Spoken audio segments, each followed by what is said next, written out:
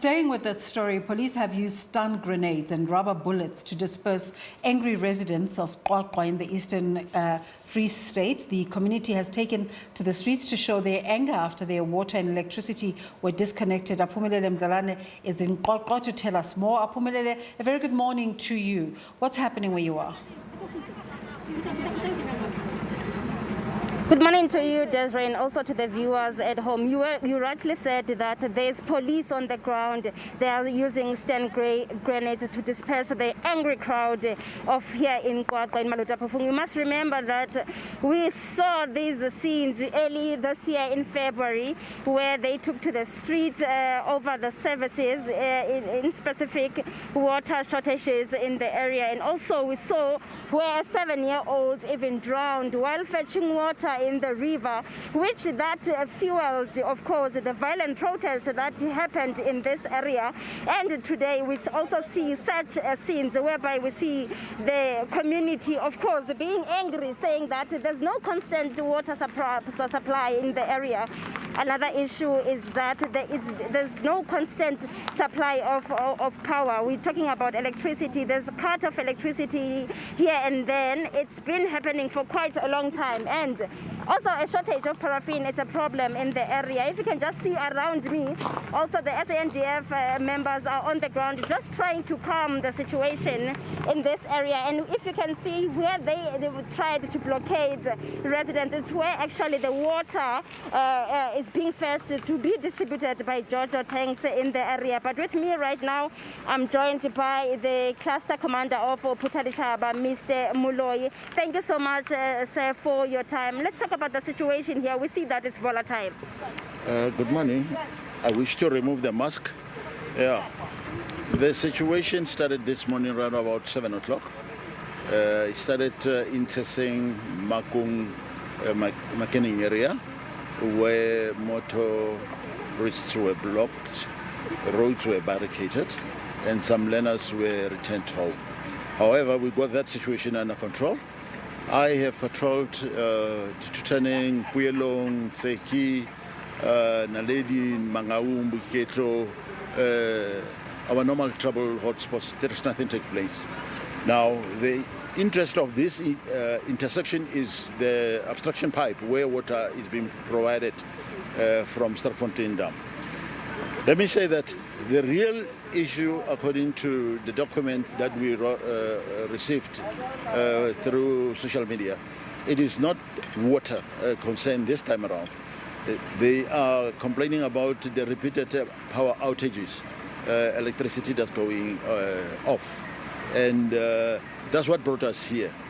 But there are those who still complain about water. Hence, this is a strategic point for them. If they stop the trucks from delivering water, it means that the whole of Qwaqwa will be up in arms. They'll start barricading other roads where it's calm as of now.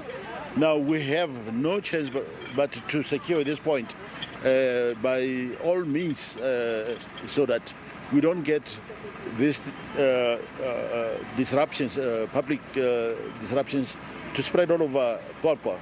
So they planned for today and tomorrow. It's not that much, I should say, of what we expected. We planned adequately. We are ready for that. So we hope before sunset the mood will be out.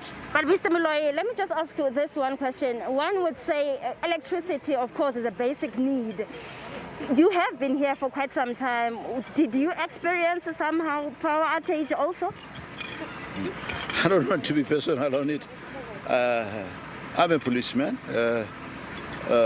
Electricity outages happens from time to time everywhere in the country. It's not an isolated incident here in Qwaqwa.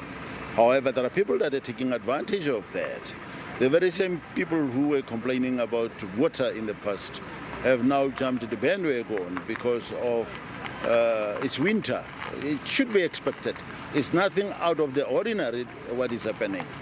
So they're taking advantage of a number of people that can help them barricade roads. Remember, it's only grade 7s and grade 12s that are at school. So they are misusing the kids to throw stone and barricade roads. So it is really not an isolated incident, I should say that. But what about the concern about illegal connections? Have you been receiving reports about that maybe in the area? I would not be able to speak to that because I am a policeman, not a municipal official. The municipality officials maybe might be able to answer to that. I'm really not aware of those who are paying, not paying, illegal connections. I really don't know anything in that regard. Do we have any arrests so far? We haven't made any arrests thus far. We're starting with a soft approach first. Remember, there's still the regulation on COVID-19 still prohibits the protest marches. That's why you see SANDF as here. We are here to enforce the regulations on Disaster Management Act because protests are still not allowed. They cannot go ahead with a march and protest as they're doing. And I suppose, Mr. Moloi, will see this picture of officials on the ground for as long as it takes. We are prepared. I was not supposed to be in office today, but here am I, and then we have to cancel everything because the information that we got is that it won't go ahead, but we are ready because another interesting part of this road, remember, is connecting Harrismith. So that's why it closed here. It closed also those that pass through to go to Harrismith. So we have to keep it open. It's the lifeblood of this area, Blukambush in particular. But I must repeat, some parts of Qwaqwa, quite. It's not what is happening here. Thank you so much, Mr. Moloi. Thank you very much. That was Mr. Moloi, of course, the cluster commander of this area, Putadi Chaba in particular. He has been explaining to us that they will be forced to be on the ground for as long as the issue pertains. And now, if you can just see behind me, they are trying to move to other areas because these people, they block this road, and when officials do come, they go to other areas.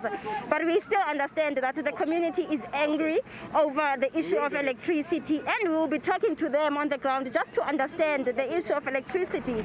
And we will be here, of course, overnight also to just check and witness how's life now at night, as we understand that the power cuts exactly when it's in the evening. We will talk to the residents just to understand their frustrations. But for now, I can also say that there hasn't been any arrests that have been made so far. But of course, they are imminent if the situation pertains to be like this.